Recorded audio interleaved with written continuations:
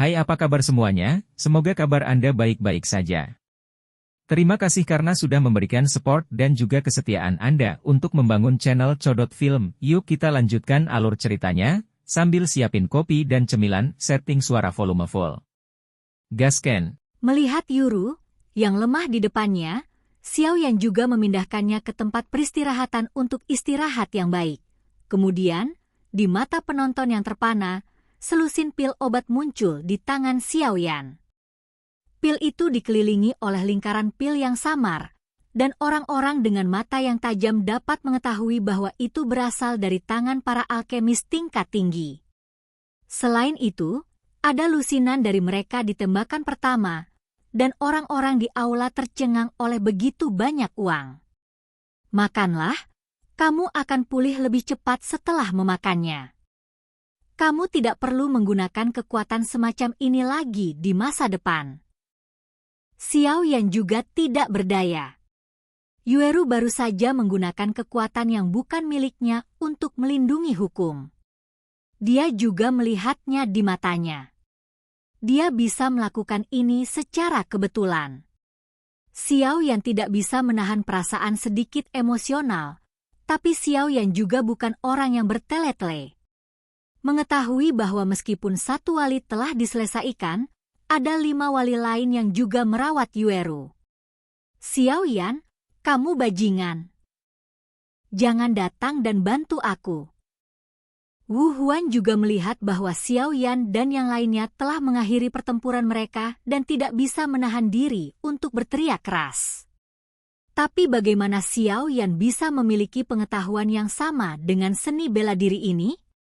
Jika sudah terlambat untuk menghindari pertempuran semacam ini, bagaimana dia bisa mengambil inisiatif untuk naik? Tidak selalu salah untuk keluar dan membela diri. Kecuali Xiao Yan dan yang lainnya, pertempuran di 5 tempat lainnya juga tidak menguntungkan. Adapun wali abu-abu yang dihadapi Xiao Yan dan yang lainnya, itu bukan karena wali itu terlalu lemah, tetapi karena tanda misterius di dahi Yueru terlalu kuat.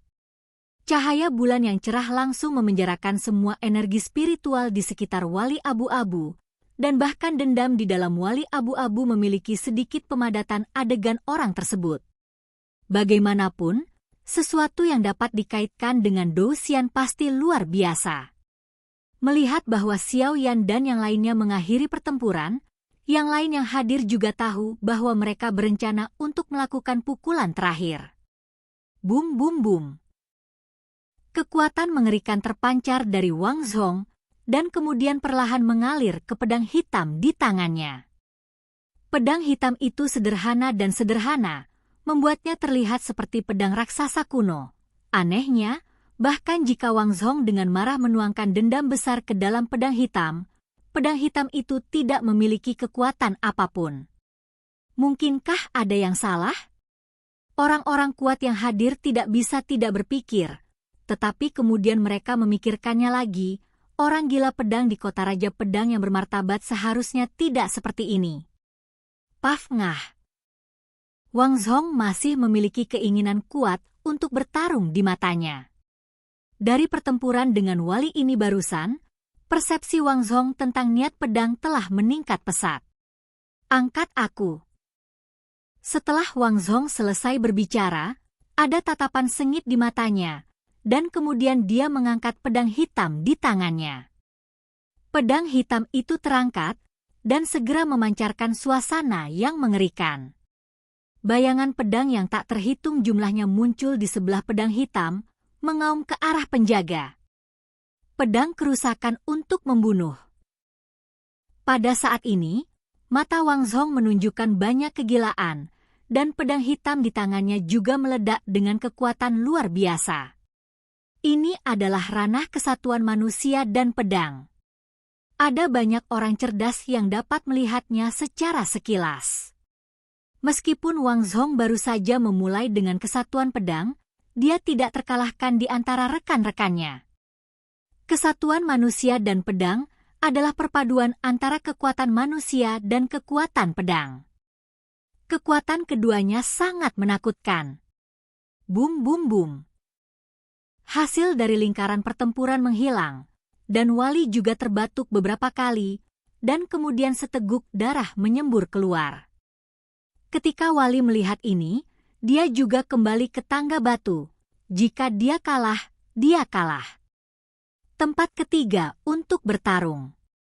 Seluruh tubuh San Ming memancarkan aura mengerikan dan kejam. Bahkan jika dia penuh dengan bekas luka, itu tidak mempengaruhi serangan San Ming pada penjaga sama sekali. Satu pukulan. Sebuah tendangan. Dengan pertempuran terus-menerus seperti itu, darah hanya akan membuat efek menjengkelkan San Ming semakin nyata. Tidak peduli seberapa kuat serangan penjaga itu, San Ming juga menggunakan tubuhnya untuk melawannya, dan kekuatannya terus meningkat saat dia terluka lagi dan lagi. Paf ngah. The Guardian juga dikalahkan dalam pertempuran-pertempuran seumur hidup San Ming. Penjaga ketiga, kembali ke tangga batu. Iblis terus-menerus berurusan dengan Wali, mengandalkan gerakannya sendiri yang kuat dan fleksibel, menghindari serangan Wali, dan kemudian memberikan Wali serangan balik yang kuat. Feng Yi tahu bahwa dia tidak bisa bertarung dalam pertempuran yang sebenarnya, jadi dia memperhatikan waktunya dengan cermat, dan serangan jiwa yang mengerikan langsung menyerang penjaga. Bahkan dengan kekuatan penjaga puncak Samsung Doudi, menghadapi Feng Yi yang berdedikasi untuk mempraktikkan teknologi pemurnian obat dan kekuatan jiwa, itu masih tidak nyaman. Bagaimanapun, Feng Yi adalah jiwa kaisar, dan jiwa kaisar menambahkan serangan jiwa yang menakutkan, dan penjaga juga lamban untuk sesaat pada saat ini, dan monster itu mengambil kesempatan dan mengalahkannya dengan satu pukulan. Akibatnya, Wali keempat gagal. Wali kelima.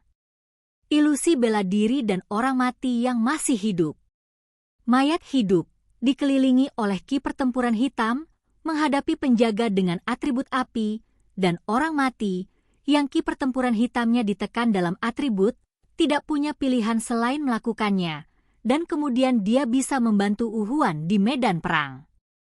Samping. Wu Huan juga melihat hasil di tempat lain, dan terlepas dari hal lain, dia menggunakan energi dendamnya untuk mengalahkan penjaga dengan sekuat tenaga. Wali kelima gagal. Melihat Wali keenam, dengan berlalunya waktu, dia benar-benar pulih ke kekuatan setengah langkah Dou di bintang 4. Tidak mengherankan bahwa ratusan orang berjuang untuk mengatasinya. Bum bum bum. Roh-roh juang yang ganas menyerang penjaga itu ke segala arah.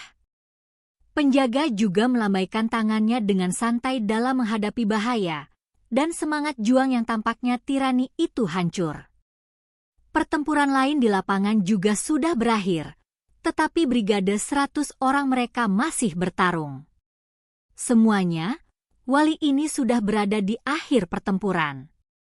Selama kita bekerja sama dan menyerang dengan seluruh kekuatan kita pasti akan bisa mengalahkannya. Bai Shan juga berdiri saat ini dan berkata, Wewem Novel, penjaga terakhir saat ini, setelah mengalahkan penjaga ini, dia bisa mendapatkan keterampilan bertarung tingkat abadi, dan bahkan disebut keberuntungan besar. Ketika semua orang mendengar kata-kata Bai Shan, mereka merasa itu masuk akal, dan segera membangkitkan semangat juang di seluruh tubuh, dan kemudian semangat juang yang berwarna-warni dalam tim 100 berkumpul bersama, berubah menjadi naga besar, mengaum dan mengaum ke arah penjaga. Pergi. Kekuatan mengerikan itu langsung menembus pertahanan Wali, dan kemudian menghantam tubuh Wali dengan kejam. Bum bum bum. Lingkaran energi menakutkan meledak, dan hanya penjaga di depannya yang juga mundur beberapa langkah di bawah kekuatan mengerikan itu. Akibatnya, 6 Wali telah dikalahkan, dan mereka yang mengalahkan Wali mendapat cahaya keterampilan bertarung tingkat peri pada Wali. Dia langsung kembali ke tangga batu, dan kemudian melihat pakaian putih di bawah tulang. Karena kamu bisa lulus penilaian, itu saja. Keberuntungan besar ini seharusnya menjadi milik generasi mudamu. Mengenakan pakaian putih, Dia menoleh perlahan dan melihat suasana tidak stabil dari orang-orang di aula. "Kemarilah untukku, Nak." Mengenakan pakaian putih dan menghadap Xiao Yan, dia meraih kekosongan, dan kemudian Xiao Yan muncul di depan yang pertama. Apa yang menarik perhatian Xiao Yan adalah wajah yang halus, dengan tubuh yang ramping dan pakaian putih yang begitu menonjol.